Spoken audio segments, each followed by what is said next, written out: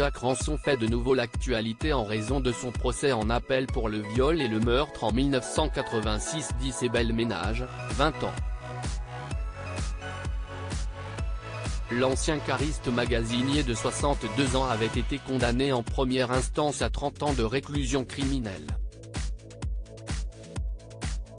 En 2018, celui qui est surnommé le tueur de Perpignan avait déjà été devant la justice pour d'autres faits, pour avoir violé et tué 2 femmes en 1997 et 1998.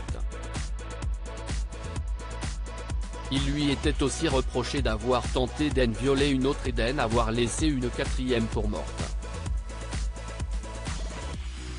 Lors du procès, il avait été confronté à l'un de ses fils, Damien, le prénom a été modifié. Une rencontre douloureuse durant laquelle la personnalité ignoble et contrariée du meurtrier a émergé.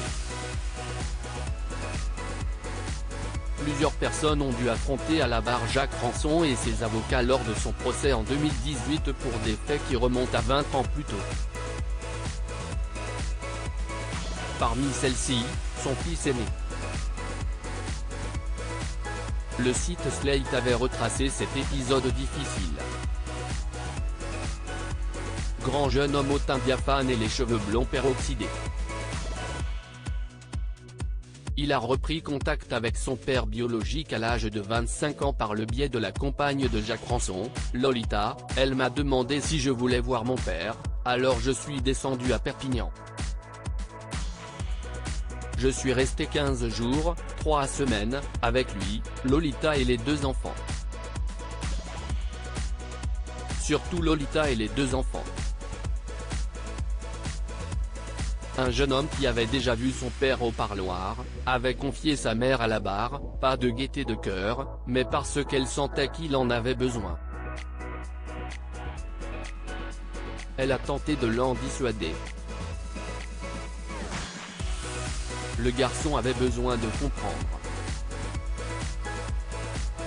Quelques lettres ont été échangées. Rien de plus.